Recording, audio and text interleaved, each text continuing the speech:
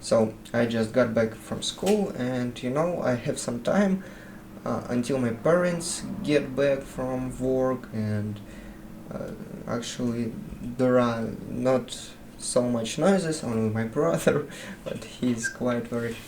And I decided that it is a great time to record the video today, so I didn't even change. It's like my school uniform, I would say, if it's can be called uniform. And also I had a topic what I want to talk about, because today was a special day. It's only 1 p.m., almost 1 p.m. 1 p.m., yeah, I'm correct. It's almost 1 p.m. and I'm already home. But usually my last class only ends at about 1:30. So I'm very so I got home a lot earlier than I'm supposed to, because today was a trial testing on us. We were just passing some tests, and here in Kazakhstan, I wonder if you can hear the sounds, but okay. Here in Kazakhstan we have, like, it's called ENT, Единое национальное тестирование, which is translated like Unified National Testing. It's a test which every student, every graduator, I would say, from his last class before going to university has to take. And this test determines are you actually smart enough to study there at all, and are you smart enough if you even have a higher score, like very high score, if you're smart enough to pay you for your education, and you study for free. This test is like 140 points, and it's divided to five groups. First group is mathematical literacy. Okay, so it's 10 points. Another group is another, I would say, not group, but category. Yeah, category definitely better. Is your reading literacy is also 10 points. Then you have history of Kazakhstan. It's 20 points, so already 40 points. Then you have history 20 points, and then you have two subjects which you can choose, but you can choose any just some two subjects. You actually need to choose probably it would be kit of two subjects or set of two subjects. What I mean is like a bunch of subjects, like two subjects, but you already have options. You can't change subjects in this set, you just can choose between sets. So there could be English and world history. What I'm choosing is like math and informatics, and every student has to choose what set of subject is better for him according to his future specialty, which he's going to study and work as as someone, I don't know. There are different sets. I like this word. So for example, physics and math and informatics, biology and chemistry, geography and math, geography and English, if I am not mistaken. I don't know all of them. But so now you understand what I'm talking about. And this united national testing, we all have to take if we are going to study here in Kazakhstan. And actually, if you don't want to, you can just not to take this exam. Is not like your duty by law. And but if you're going to study here in Kazakhstan, almost every, I would say even every university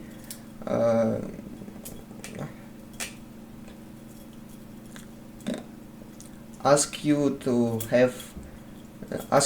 take this testing.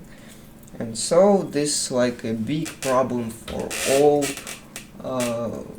final graders, last graders, you know. And it's like a big problem for our school, for our teachers, because they all are worried about our result. You know how it works here.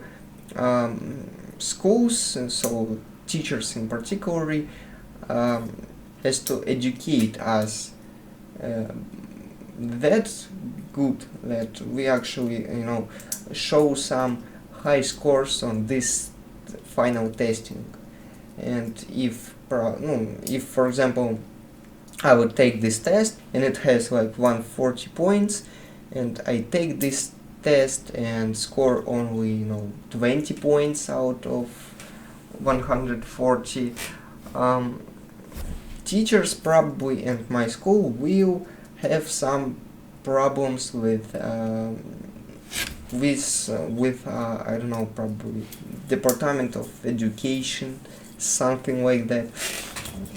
So they all are very worried. And this test actually, you know, divides into two phases, I would say, yeah. So this actual testing has two main purposes. The first one is to determine if you have, you know, the passing score to study in the university, at least on a commercial basis. And the second purpose is to determine if you're smart enough to study for free. And if you want to participate on grant according to, you know, this your course, you need to take this exam in May or something like that. Yeah, in May. You can't retake the exam, so just once in a year you have the opportunity to participate in this grant competition in May. But also you can take this exam, take this United National testing a few times more. It's like in January, in March, in August, and in July, in June, if I'm not mistaken. So a lot of times, but all those times except the one exam in May, you only can you know, pass the you only can take that exam to determine if you have the passing score or not, but you are not allowed to participate in this grand competition. It's actually called like trial exam here, and we are going to take this exam very soon. We could now register in December, and many of my classmates already going to take this testing tomorrow, the day after tomorrow, 2 days after tomorrow, and I mean the second date after tomorrow, and in January, a lot of them. But I was late to register. I, you know, the site wouldn't just work for me, so I was able to schedule my testing, this trial testing, only on 5th of February. So I have a lot of time, but I am actually not worried about this exam at all, because I simply don't need this. I still hope, probably it will be like I hope, but I'm still not sure, so I'm going to study abroad. and this sounds awesome. Yeah. So I don't need this United National testing, but I still take this in case if something very bad happens and I end up studying here in Kazakhstan. So in today, why I was actually so early to get home, we were taking, if soon we are going to take a trial testing, probably this is like pilot testing, so something even earlier than trial testing.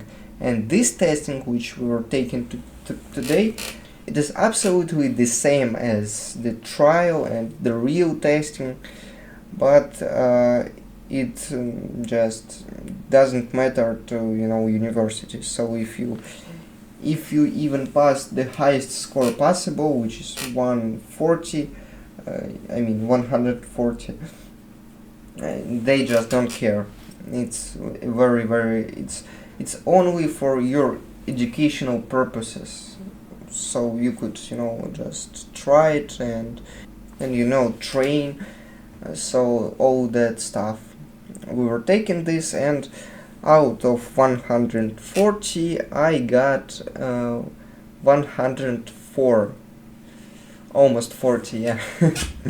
And this is actually not a very bad result. And at one university here at Kazakhstan, which is located even at the capital of Kazakhstan, I would say probably the best internet technologies university here. It takes about 100 scores points to educate, to study there for free. So in case if I took the actual exam in May and scored about 104 like I did today, I would be able to study for free. And it's not actually that hard to gain such a result. Also, one thing about this testing is, as I said, you have sets of subjects, and so just imagine if you're taking math and physics and you score about 100 points, and if you take English and history and you score 100 points, and people might think that you actually are smart is not the proper word to say here, but you are actually equally educated, these two people who took exams. But it's not that at all, because I'm sure it's definitely harder to score 100 while you're taking math and physics than while you're taking English and history. So it's like just one thing about this example. It has a very big advantage for our society. Just think about people who I can just sit here. Just think about people who live in, as Google said, not me, outback. Which I mean by outback is like a village somewhere very far from a city. So something like that. They actually don't have that much opportunities to grow, to become a professional in some area, not matter what area you take. And this system, testing system, YNT, United National Testing, allows them to study very hard, very hard, grind, I would even say, for a few years, then take this United National Testing and get a very high score, and then just go, for example, to the capital and study at a very good university. This is great. This actually might be the only advantage of this whole system, but and of course it has a lot of cons. I would say that this test actually doesn't determine how smart and how capable you are. It just determines how much information you memorized, and the most important fact, the most important thing is this test determines how good you at keeping yourself calm, at how good you at not stressing out, because when you go to this testing in May you have only one attempt, and you go there and you understand this is the moment when I can screw up everything. It's the point where you understand it will be either a great life, I will be studying at a great university I wanted, and all my efforts were for something, or you just screw up and you either go to study on commercial basis or you go to university a way less good than you were planning to go or you were dreaming to go, or you just wait a whole year to take this testing in the next year, so you will have another opportunity. But the twist here about waiting a year is that if you don't go to university, you will just, you will be repaying your debt to your country, you will be serving your people. In other words, you will just join the army, and I mean for men, uh, for guys. Yeah, let's be honest. And this problem doesn't affect girls, so they're a little bit more lucky in this question, in this area. Today I didn't even need to find any topic to talk on. This was just overwhelming. Today was just overwhelming. I was taking this test for I would say a few hours, and I just was exhausted with thinking, not physically of course.